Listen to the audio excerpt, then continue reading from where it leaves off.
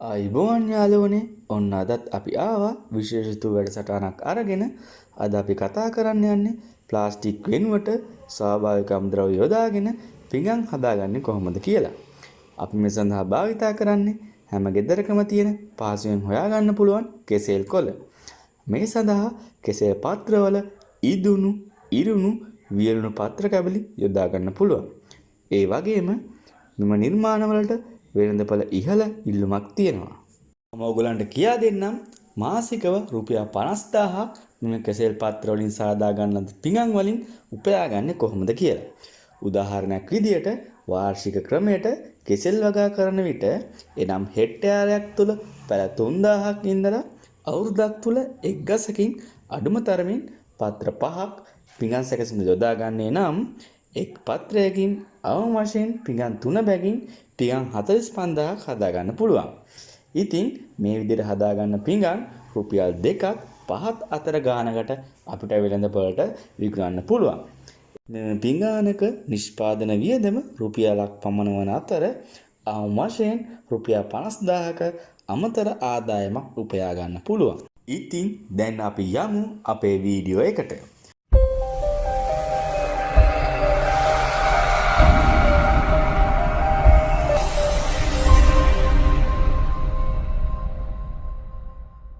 ඕගොල්ලන්ගේ ගෙදර තියෙන පිඟාන අරගෙන එම පිඟාන කෙසෙල් කොළයක් මත තියලා පිඟානේ හැඩයට කොළ කීපයක් කපා ගන්න ඕන.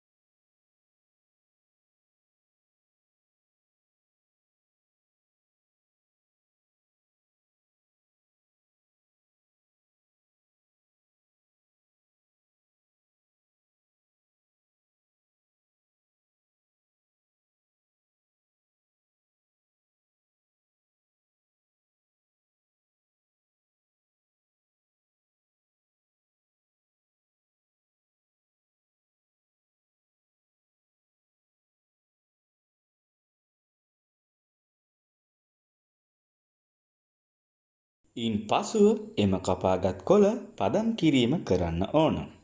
මේ පදම් කිරීම මම ඔයගොල්ලන්ට ක්‍රම දෙකකට කියලා දෙන්නම්. පළවෙනි ක්‍රමය තමයි කටපල්ල භාජනයකට පිරිසිදු ජලය ටික එකතු කරලා එම වතුර හොඳින් රත් කර නටවා ගන්න ඕන. ඊට පස්සේ හදාගත්තු පාත්‍ර ටික එම ජලයට දමලා තප්පර 1ත් 2ත් අතර කාලයක් ගිල්වලා ඉවතට ගන්න ඕන. දෙවෙනි ක්‍රමය තමයි ඉහත ක්‍රමයට නටවා ගන්නා ලද ජලය සහිත භාජනයට ඉහළින් රෙදි කඩකින් භාජනය වහලා එම රෙදි කැබැල්ල මත මෙම පත්‍ර තුනී කර විනාඩි 10ක් 15ක් පමණ කාලයක් තම්බා ගන්න ඕන. ඉන් පසුව එම පත්‍ර පවනේ වියලා ගන්නත් ඕන.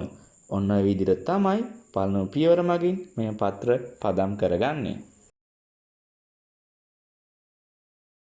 ඊට පස්සේ අපි යමු දෙවැනි පියවරට. මෙහිදී අපි කරන්නේ පදම් කළ පත්‍ර එකිනෙකට ඇලවීම. ඒ සඳහා සව් මිශ්‍රණයක් සාදා ගන්න ඕන. මේ සඳහා හොඳින් පොඟවාගත් සව් පසුව උණු වතුරට දමා උගු ද්‍රාවණයක්සේ සාදා ගන්න ඕන. දැන් අපි යමු තුන්වන පියවරට. මෙම පියවරේදී ඉහත සාදාගත් සව් මිශ්‍රණය පදම් කරගත් කෙසෙල් කොළය මත ආලේප කරගෙන එකක් මත එකක් තබා හොඳින් අලවා ගන්න ඕන. සාමාන්‍යයෙන් මේ විදිහට තට්ටු 4ක් පමණ අලවාගෙන ඝනකම වැඩි කරගන්නත් පුළුවන්. ඊට අමතරව ඉරුණු පත්‍ර, ඉදුණු පත්‍ර, වියලුණු පත්‍ර හැඩයට කපාගෙන මේ පත්‍රවල අලවා අලංකාරය වැඩි කරගන්නත් පුළුවන්. අපි දැන් යමු ඊළඟ පියවරට. පියවරේදී කොළ කට්ටලය ඇලුමිනියම් පිඟන් දෙක අතරට හිරවනසේ තද කරගන්න ඕන. මේ විදිහට පිඟන් 7ක් 8ක් එක උඩ තබා මෙන්න මේ රූපයේ ආකාරයට පිඟන් කට්ටලය තද කර තබා ගන්න ඕන. එසේ නැත්නම් කිසියම් බර වස්තුවක් ඒ මත තබන්න පුළුවන්.